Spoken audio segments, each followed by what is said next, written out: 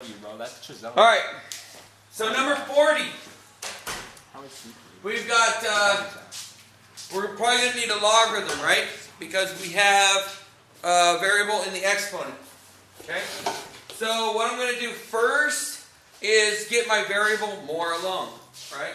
So this is my variable, so I'm going to get rid of this. So I'm going to add 1.2.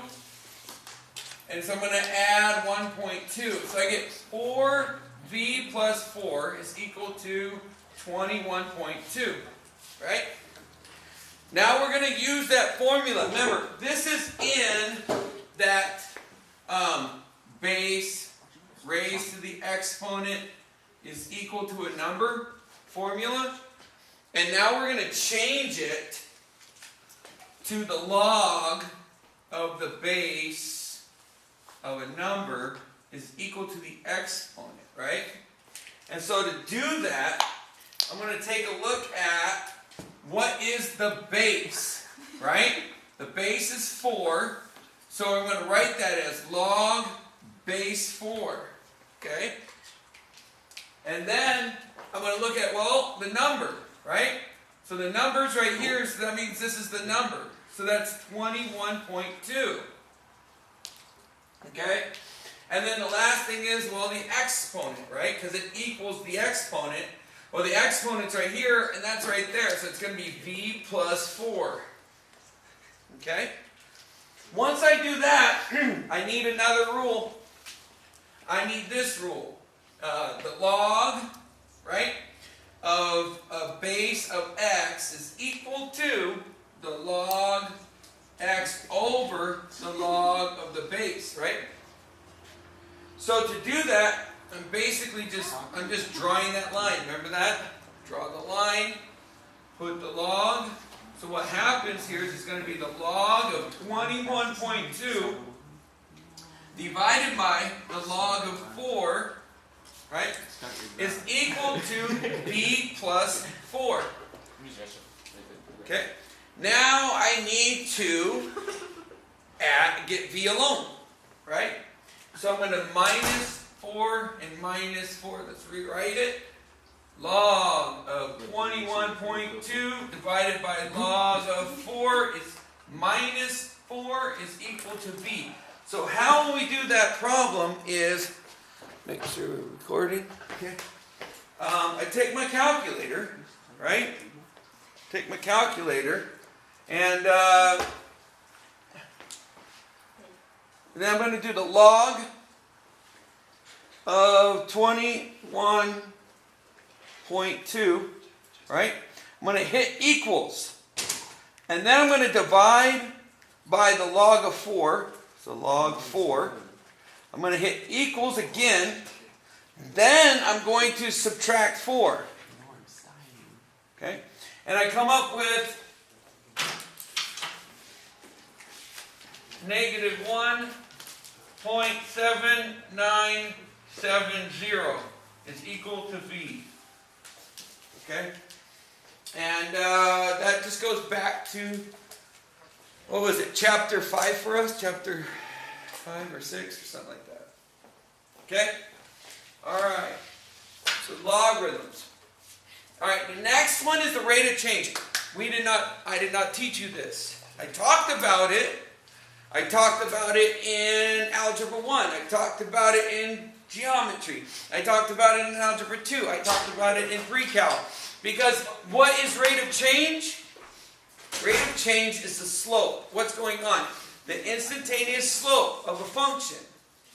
If we take a look at this function, we realize that 1, it's smiling, right?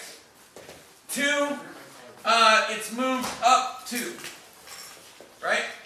3, it's horizontally stretched because it's against the x, right? It's against the x, so it's a horizontal stretch, right? So it's a little fatter. So it's going to be something like this, right? Okay. Now, what they want to know is the interval from 0 to 1/4. So what we're going to do is find f of 0. f of 0 is 2 times 0 squared plus 2. Okay? Well, that's just 0 squared is 0 times 2, that's plus 2, right? So f of 0 is just 2. Okay? Right? So it's 0 and 2. That's your point. Now the other part of the interval is 1/4. Okay? So we're going to plug in f of 1/4. And that's going to be 2 times 1/4 squared. Guys, settle down. Plus 2. What is a fourth squared? 1/16. Good. So we got 1/16 times 2, which is how much? 8. 1/8, right? 1/8. So we got 1/8 plus 2. Okay? So what is 1/8 plus 2? 2 1/8, right? So our point is 1/4 and 2 1/8. That's our other point. Okay? Now we got to figure out what the slope is. Remember? So we have 2 points. How do you find slope? M is equal to y sub 1 minus y sub 2 over x sub 1 minus x sub 2, or flip it and smack it. Right? So I flip it. So I have 2 over 0. I flip this, so I have 2 1/8 over 0, or over 1/4, right? And then I smack it. So I got, that's your slope, right? So what is 2 minus 2 1/8? -1/8. Yeah, negative 1/8. What is 0 minus a quarter? Negative quarter. Negative quarter. Okay? Now here's the cool part. When we are dividing, we flip and multiply, right? So what happens here is I got negative 1/8 times negative 4 over 1. Right? Because we're going to flip that and multiply it. So what happens is 2 negatives make a positive, right? And what else is going on? Well, that's 4 over 8, right? Which is 1/2. So the rate of change, the delta y over delta x is equal to 1/2. Okay? So that's it. Okay? You're just finding slope. That's calculus. That's calculus. Okay? And I wanted to show you how easy calculus is. It's not hard. It's understanding all the stuff prior to it. Okay? That's why I've been pushing you so hard to know all your lines, how to graph lines, because lines is huge. Alright? Slopes are everything to calculus, because the derivative is the slope. Okay? So let's talk about that right here. It's saying approximate the interval where the equation is increasing and where the equation is decreasing. Now remember, we talked about this. We talked about this when we were talking about what happens at the top. What is the slope at the very top of that parabola? Right? And what is this slope? What is this slope? That looks like your mouth. Is that 0 or is it non-existent? No slope. Which one? Non-existent. 0. I don't know what you just said. So we got 2 answers, right? So it's actually 0 slope. Remember the face? Okay, this is negative, positive, no solution to jump out the window. If the slope looks like a window, the slope is no solution. If the slope is your mouth, that's the tongue. 0.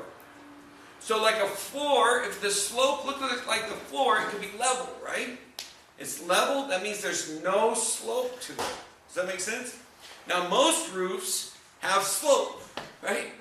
Like the roof on top of your house. But the roof in your room, right, the ceiling usually has no slope. Does that make sense? Usually. Not always, but usually. Okay? So that's what's going on here. So right here we have no slope.